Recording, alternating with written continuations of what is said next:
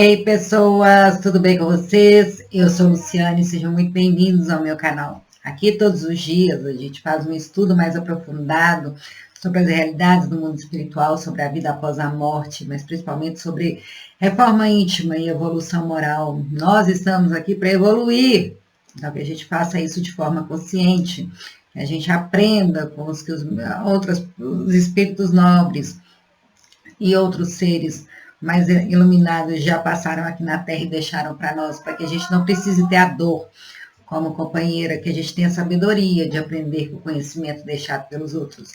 E para que eu me comprometa a estudar todos os dias, que eu venho aqui sempre como aprendiz, eu me comprometi a gravar todos os dias para vocês, então espero que vocês gostem, mas deixem aí seus comentários, curtam, comentem, compartilhem, se inscrevam no canal, é importante para a gente poder semear essa semente corrente do bem, esse trabalho de reforma íntima. Estamos no meio de uma transição planetária e é o trabalho de cada um que a gente vai conseguir fazer com que o bem chegue mais longe.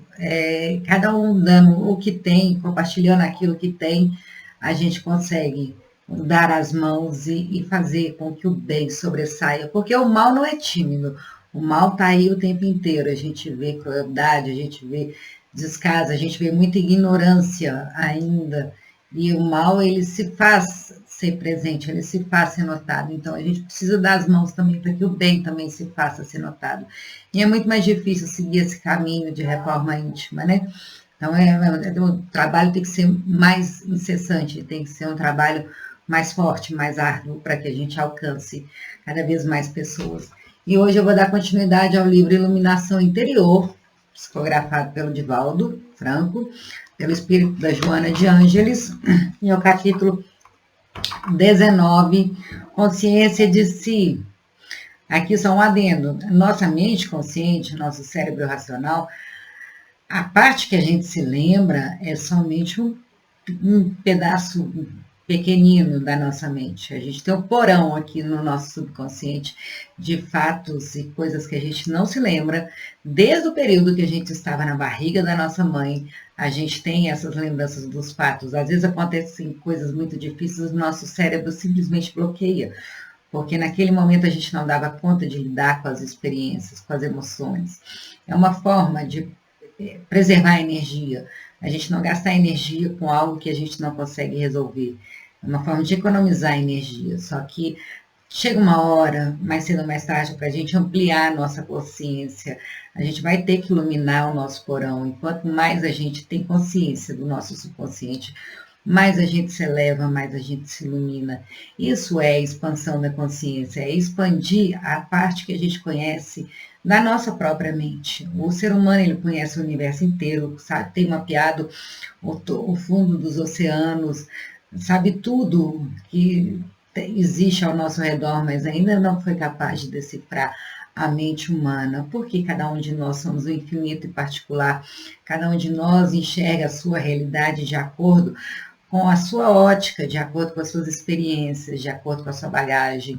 Cada um de nós interpreta os fatos que nos acontecem de alguma, da sua visão muito íntima e pessoal. A gente tem as nossas experiências dessa vida, das vidas passadas, da nossa personalidade. Então, assim, o ser humano é algo, é uma obra maravilhosa de Deus, é um ser apaixonante. É um ser único e muito especial, capaz de coisas maravilhosas, mas para isso a gente precisa iluminar as nossas sombras, a gente precisa ter consciência de si mesmo para conhecer a real grandeza de quem somos. E estamos todos aqui nessa caminhada, nessa cena, para iluminar a própria consciência, para expandir a própria consciência, para conhecer a si mesmo. Já dizia o oráculo de Delfos, estava gravado em letras garrafais na sua entrada: conhece-te a ti mesmo. Acho que esse talvez seja o maior desafio que a gente passa aqui na Terra, desde quando a gente nasce até o dia que a gente morre. Então vamos lá. O que a Joana falou para nós? A conquista da consciência constitui um grande logro para o ser humano em processo de evolução, transitando pelos impulsos do instinto, enquanto fixa a razão. A gente é muito instinto ainda, né? Luta ou fuga, sobrevivência. Tem o instinto de sobreviver, de comer, de reproduzir. Então, por exemplo, quando a gente vai lá e e está com medo do futuro, com medo de faltar alguma coisa, é instinto de sobrevivência. Com medo de adoecer, é instinto de sobrevivência. Quando a gente só quer fazer sexo para ter prazer, é instinto de reprodução. Então, a gente está nesse estágio evolutivo hoje, que a gente está abrindo mão dos nossos instintos, confiando em Deus, fazendo a nossa parte, com prudência. Claro, a Bíblia sempre fala isso, mas cuide primeiro das coisas de Deus, que o resto vos será dado por acréscimo. Fazer valer as nossas vontades, além dos nossos instintos. O homem é um ser poligâmico? Será? Ou será que a gente está aqui, os animais são poligâmicos? A gente está aqui para colocar os nossos sentimentos de amor, de união, de querer bem ao próximo, acima dos nossos instintos. Então, a gente está nesse período de transição, colocando a razão sobre os nossos instintos, os sentimentos sobre os nossos instintos. Nós somos seres dotados de pensamento, e os sentimentos são uma forma de pensamento também. Então, que a gente saiba usar o que nos diferencia como espécies para nosso próprio bem, para o bem do próximo. Então, transitando pelos impulsos do instinto enquanto fixa a razão, lentamente supera as paixões primárias, de forma a alcançar os patamares das emoções mais sutis. Inevitavelmente, através das reencarnações, conseguindo despertar da consciência que passará a conduzir-lhe os passos no rumo de mais amplas aquisições. Ou seja, vamos despertar a nossa consciência, é o despertar espiritual. É ampliar a consciência, é conhecer, aumentar a área mapeada sobre nós mesmos, é aumentar a área que a gente conhece sobre a nossa própria personalidade, tirar esses pontos cegos, iluminar as nossas sombras. Saindo do torpor das fixações ancestrais que lhe detinham o avanço em face dos impositivos primários da existência, fome, abrigo, sobrevivência, reprodução. O momento em que a consciência desperta é muito significativo, por ensejar anseios e esperanças mais dignificadoras e elevadas. Aí a gente começa a querer coisas mais elevadas, a gente não se contenta mais só em sobreviver. Estamos aqui para quê? Para nascer, crescer, reproduzir, trabalhar e morrer? Não, a gente começa a buscar o nosso propósito, a gente começa a buscar o nosso papel no mundo. Como o mundo pode ficar melhor porque eu existo? Como é que eu posso contribuir para o melhor do mundo, para as pessoas que estão ao meu redor? Cansando-se dos fenômenos meramente fisiológicos, abrem-lhe as perspectivas psicológicas. Primeiro a existência, depois o mental, depois o psicológico. Então, cansando-se dos fenômenos meramente fisiológicos, abrem-se-lhe as perspectivas psicológicas, facultando a vivência de sonhos e aspirações de felicidade que se encontra além da posse do prazer sensorial a que se submetia. A felicidade é um estado de espírito, não é um prazer sensorial, não é simplesmente atender alguma necessidade física do nosso corpo. É algo que a gente precisa experimentar, a gente precisa sentir. A consciência é a qualidade superior que enseja o discernimento claro e objetivo em torno da finalidade da existência, dos mecanismos propiciatórios à alegria de viver, da percepção de valores transcendentes e enriquecedores. Então, a gente começa a ter... Onde está gravadas as leis divinas? Na consciência. O que a gente precisa... Quem que é...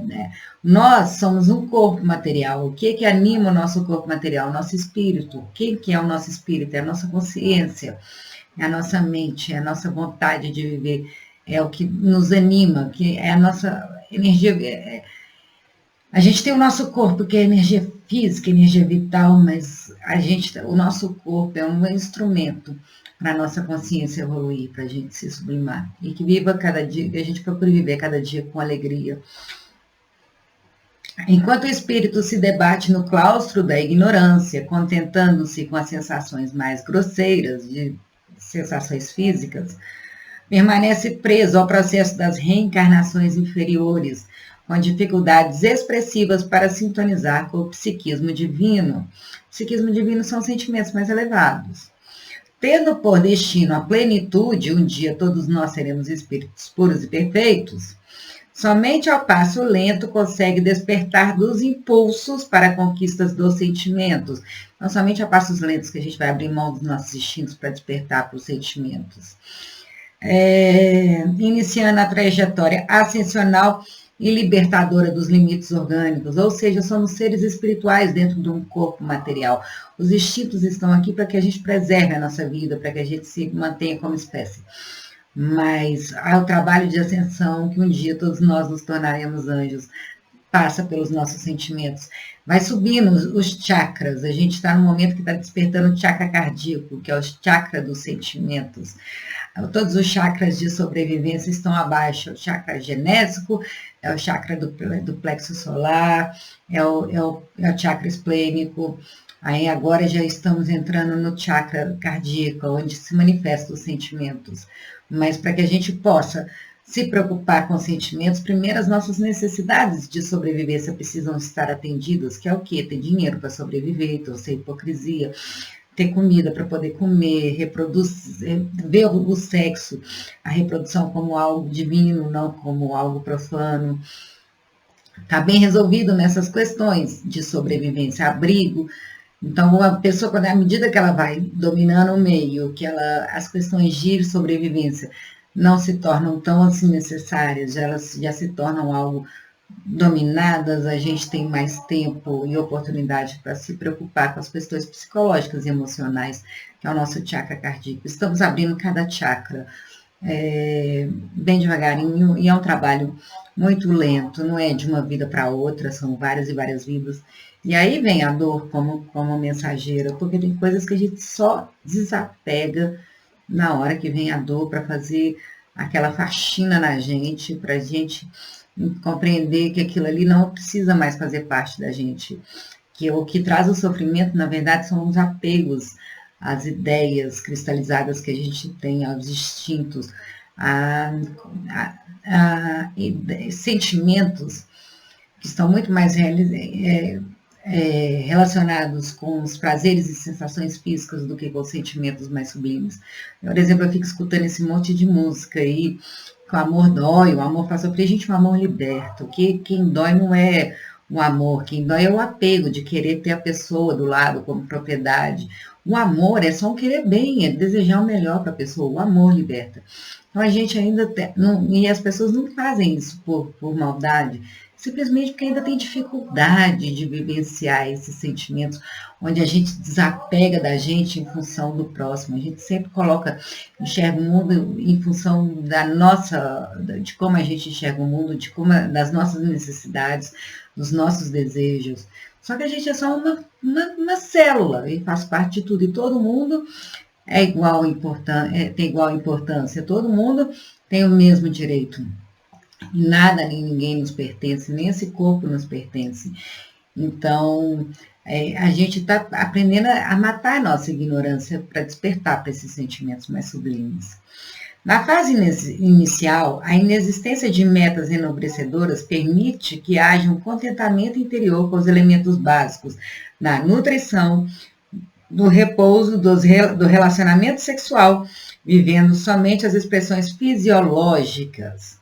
À medida, porém, que experiencia as emoções profundas, aquelas que preenchem o vazio interior, logo surgem outras inquietações em favor da busca de novas realidades, nas quais passa-se a comprazer-se. Então, começa a ficar feliz em fazer algo pelo próximo, começa a ficar feliz em amar, começa a ficar feliz quando essas emoções vão nos conectando com a sacredade. A gente vai se sentindo preenchido por essas emoções, a gente vai começando a buscar algo mais além, viver o nosso propósito. Somente a espécie humana consegue esse valioso atributo que a leva à integração verdadeira na vida com as demais expressões de beleza e de realidade. Esses sentimentos nobres nos conectam a Deus, nos conectam à vida, a gente se sente parte integrante de Deus. Em face das suas infinitas possibilidades, abrem-se-lhe os painéis do mundo extracorpóreo, facultando os voos sublimes no rumo da imortalidade. Começamos a compreender que somos seres espirituais. A consciência de si representa um momento no qual o indivíduo consegue a harmonia entre o ego e o self, isso aí é psicologia pura, identificando os conteúdos psíquicos, compreendendo os impositivos interiores e as suas manifestações na esfera exterior. Começa a entender que tudo que nos acontece, que nos incomoda, na verdade está relacionada a nós, é a nossa forma de ver o mundo. É o que está aqui dentro da gente que a gente manifesta no nosso exterior. Então começa a ter essa consciência que tudo que acontece que nos afeta é algo que está mal resolvido em nós. Não é culpa do outro. A partir desse momento, os limites desaparecem e aumentam as significativas realizações que podem ser conseguidas mediante o querer e o poder. Eu quero, eu posso, eu realizo. A culpa não é do outro, a culpa não é da situação, a culpa não é do meio. É algo que está mal resolvido em mim. Então, eu tenho a vontade de querer melhorar, então eu posso melhorar. Eu sou o senhor da minha própria, eu sou a senhora da minha própria história, eu faço o meu destino. Deixo de ser a vítima e começo a ter autorresponsabilidade por mim mesmo. Isso é a escola moral do estoicismo. Jesus foi o maior estoico que já existiu. O discernimento faculta-lhe a ação equilibrada que decorre da maneira como opera dentro dos padrões da ética e da moral, assumindo deveres antes que discutidos direitos. Então a pessoa começa a se sentir no dever de ser responsável pela própria felicidade, ao invés de colocar como dever, como seu direito que o outro faça aquilo que ela gostaria para a própria felicidade. Os significados existenciais mudam de conteúdo e as suas representações tornam-se mais nobres. A consciência de si é a imprescindível realização que o espírito se impõe para a ideal integração no cosmos. Então, todos nós iremos ter esse momento de ampliar a nossa consciência. E é devagarinho, é isso que a gente está fazendo, vida após vida. Ampliar a consciência. Então, que a gente procure fazer terapia, que a gente procure meditar, olhar para dentro sem medo do que vai encontrar, que a gente está aqui para ampliar a nossa consciência. É isso que nós viemos fazer, seja na vida aqui enquanto encarnados, seja na erradicidade enquanto não estamos encarnados. A gente tem muitas vidas para superar, a gente tem muitas falhas, muitos defeitos, muitos erros, para que a gente possa se reajustar. Então, que a gente tenha humildade de reconhecer ainda a nossa imperfeição, para que a gente possa fazer a correção necessária. Como decorrência da consciência de si, o indivíduo compreende melhor as dificuldades em que tateia o seu próximo, os impedimentos que lhe são habituais no comportamento com as responsabilidades e as pessoas, por encontrar-se ainda adormecida em relação aos deveres de dignificação humana. Então, a pessoa, quando ela começa a ter mais consciência de si, ela começa a olhar para o próximo e ver as dificuldades que ele tem, e não começar a acusar o próximo por estar tirando algo que era do direito dela, que o outro seria obrigado a fazer, mas começa a entender que o outro ainda está num outro processo evolutivo, que ele ainda não despertou a própria consciência, ele não é capaz de fazer isso, e que se ele não é capaz de fazer isso, a responsabilidade é nossa, de correr atrás da nossa própria felicidade, não é o outro que tem que nos dar nada. Constatando quanto lhe tem sido exaustivo o esforço para crescer no discernimento, faz-se mais tolerante em relação àqueles que não conseguem libertar-se do primarismo que ainda se encontram. Então começa a compreender o outro, fala, ele ainda vai despertar, ele ainda vai parar de querer exigir que eu seja aquilo que ele gostaria que eu fosse. Eu entendo por que ele sente raiva, eu entendo por que ele se sente frustrado, mas não é obrigação minha ser responsável pela felicidade dele. Esse é um caminho que ele vai ter que percorrer. Eu sou responsável pela minha felicidade. Igualmente, alegra-se diante dos desafios que passam a significar-lhe oportunidades de evolução. Então, quando vê desafio, a tudo dá graça, já dizia Paulo, é dificílimo de entender, porque aquilo ali vai trazer evolução, experimentando sentimentos de compaixão e de fraternidade para com todos, mesmo para com aqueles que se lhe apresentam inamistosos, tornando-se-lhe adversários perversos. Então, aquele momento da verdadeira fraternidade, né, da verdadeira caridade, benevolência para com todos, indulgência com os erros alheios. A gente aprende a ter compaixão, até mesmo para aquelas pessoas que nos fazem mal, porque a gente reconhece neles, eles erram não por perversidade, não por maldade, mas por ignorância de si mesmo, da própria consciência. Esforça-se por não revidar uma por outra ofensa, compreendendo que o outro, ou agressor, ainda se encontra em nível menos elevado de juízo. Então, é a oração de São Francisco. Os mestres já deixaram para a gente, melhor perdoar do que ser perdoado. É melhor que a gente enxergue o outro como aquele que ainda está mais necessitado do que sejamos nós os doentes, Jesus já falou, eu não vim para os sãos, eu não vim para os puros, eu vim para os doentes, eu vim para os impuros. Porque quando a pessoa mais a pessoa segue nesse caminho, mais ela se enche de compaixão, porque ela não consegue se colocar no lugar do outro, ela consegue compreender as dificuldades do outro de não fazer aquilo que a pessoa já dá conta de fazer. Então, o agressor ainda encontra menos elevado de juízo, sendo-lhe natural essa postura perturbadora, sentindo-se inferiorizado ante aquele que ascende, ao invés de acompanhá-lo na subida. Então, essas pessoas estão lá para trás, elas veem o outro se iluminando, elas não querem acompanhar, elas começam a se sentir inferiorizadas, o que é orgulho, da gente se medir com a outra pessoa. E aí começa a querer atrapalhar o outro, começa a querer atacar o outro, ao invés de olhar para dentro e falar assim, opa, eu também posso, eu também tenho que fazer essa caminhada. Mas não quer que o outro acenda para que não reflita o seu próprio estágio moral e evolutivo. Esforça-se por trazê-lo de volta ao patamar que se encontra. Então, vê a pessoa acendendo, vai lá e quer buscar a pessoa para esse momento de ignorância. Porque se ela vê a pessoa caminhando, ela vai se sentir inferior, a menos que a pessoa fique no mesmo patamar que ela. Inveja, orgulho, vaidade, tudo faz isso.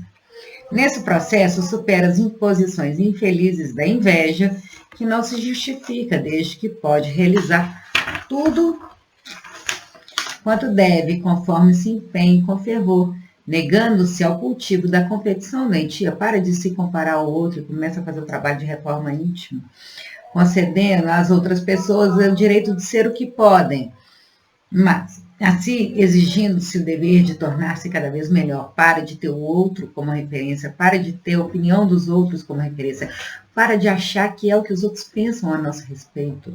E a pessoa começa a fazer um julgamento a respeito de si mesma, o que já dá conta de fazer, o que pode melhorar. A referência é sempre interna. A consciência de si desvela o mundo interno ignorado, favorecendo com reflexões agradáveis na busca do autoconhecimento. E é agradável. Às vezes a gente vai encontrar muita sombra, mas às vezes a gente vai encontrar muita coisa bacana que a gente já dá conta de fazer.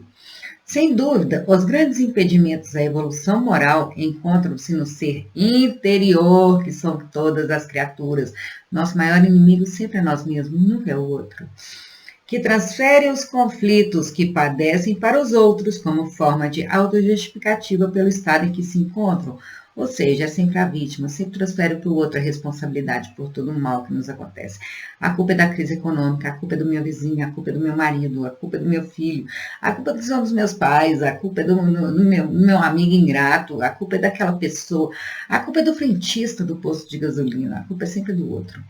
Que nos tratou mal, que despertou em nós algum sentimento ruim.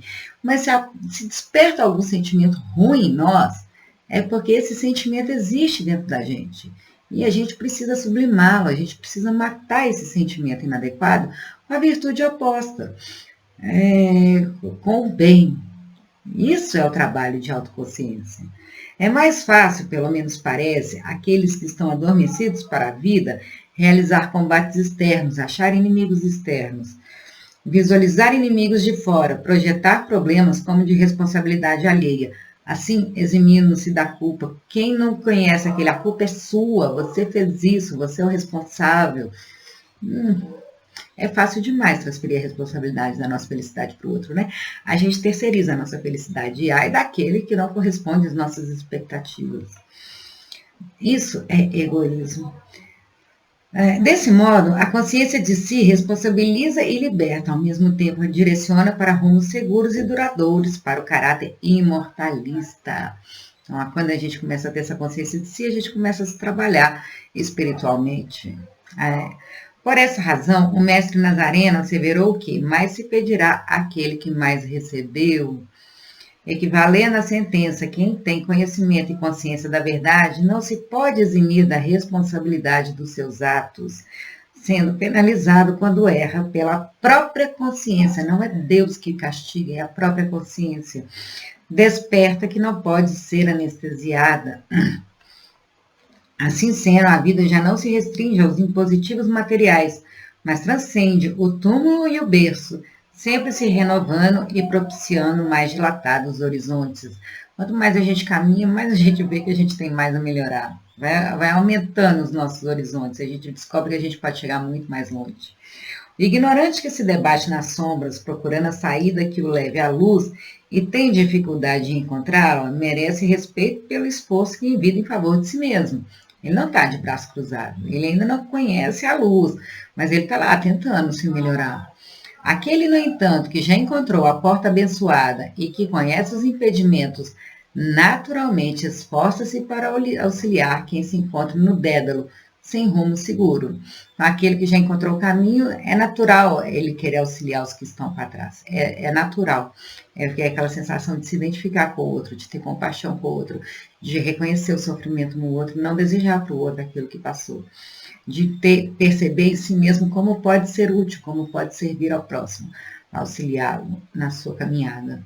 Somos seres feitos para servir, não existe nada que dá mais recompensa para a gente em poder auxiliar o outro. A gente faz isso pelo prazer da gente fazer, de saber que a gente pode fazer a diferença na vida das outras pessoas, que a nossa existência ela atribui um significado quando a gente faz isso pelos outros. Empenha-te desse modo pela conquista da consciência de ti mesmo, identificando os objetivos essenciais em relação àqueles que são secundários. Quais são as prioridades da nossa vida? Ganhar dinheiro? Ou é usar o dinheiro de uma forma benéfica para nós e para o próximo? Então, assim, quais são as nossas prioridades? O que é essencial na nossa vida? Entregando-te ao trabalho de consegui-lo. Não esmoreças quando depares impedimento perfeitamente natural. Estamos na Terra, vamos encontrar desafios. Em razão do largo período de entorpecimento da razão e do juízo correto. Ou seja, vamos errar, não vamos desistir porque a gente erra. Repetindo as tentativas quantas vezes se passam necessárias. Quem busca a verdade não se contenta com as fantasias, não contenta mais em viver nessa matrix. Se tu, portanto, aquele que se descobre não necessitando das críticas ácidas de amigos e inimigos, que não tem o menor interesse pela tua eliminação, seja você o seu principal crítico, que a gente vai se olhar para dentro com amor, com bondade, mas com sinceridade, que a gente se enxergue numa proporção correta. Recorda-te de Jesus e da sua consciência de si, no ministério, arrostando todos os desafios e incompreensões. Que é a pessoa mais incompreendida do que Jesus? O desafio dele foi gigantesco e mesmo assim ele não deixou de nos amar, permanecendo irretorquível a serviço do Pai Celestial. Seja feita a vossa vontade, Pai. Que a gente tenha a sabedoria de falar isso nos momentos, né, de desafio. Imita-o, embora os teus limites. Estamos muito longe de Jesus, mas que a gente tenha ele como modelo e guia para nos imitar. E segue adiante, sem receio.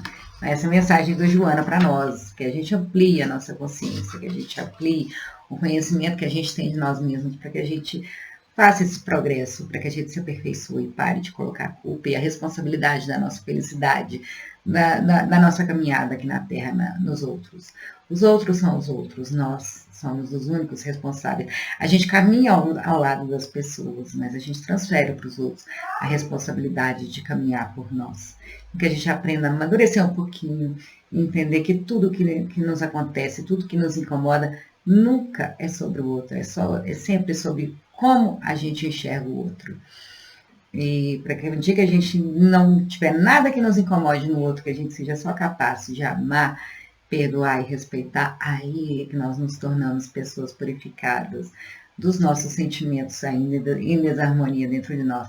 Enquanto esse dia não chega, a caminhada é longa e que a gente não esmoreça no caminho. Então é isso, espero que vocês gostem. Um beijo, grande abraço, fiquem com Deus.